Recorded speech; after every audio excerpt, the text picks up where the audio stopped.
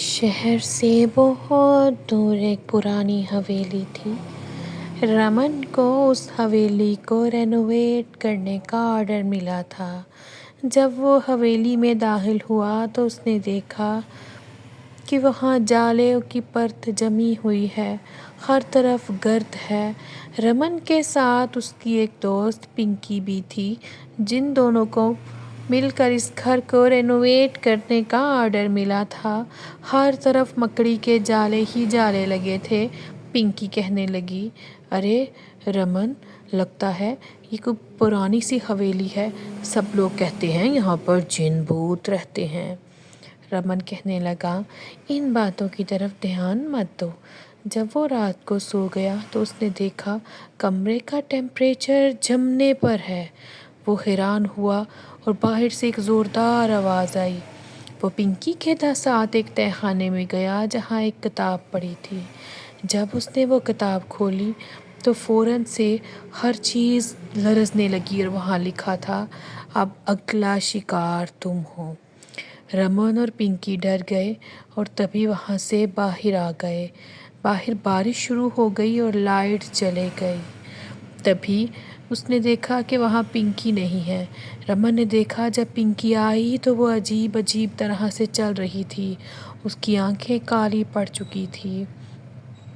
رمن کو ایک کسی چیز نے دھکا دیا اور وہ زمین پر گر گیا۔ تبھی اس کے آنکھوں کے سامنے لوگوں کے خط آنے لگے جو اسے پکڑنا چاہتے تھے۔ دراصل 1980 میں یہاں ایک پورا خاندان مر گیا تھا، ان کی روحیں یہاں بھٹک رہی تھیں۔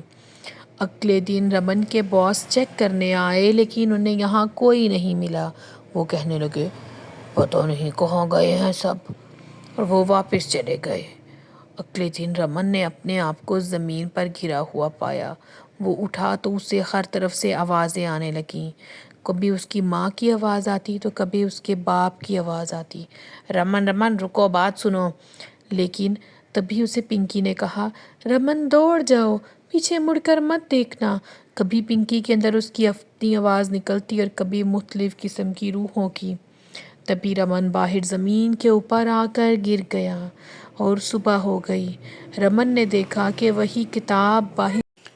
رمن نے جب لان میں جا کر دیکھا تو وہ کتاب وہاں تھی اور اس کے اوپر لکھا تھا کہ کہاں تک بھاگے گا، تیری پرچھائی اب تیرے ساتھ نہیں ہے اور پرچھائی کے بغیر تو زندہ نہیں رہ سکتا، تجھے مڑ کر اندر ہی آنا ہوگا۔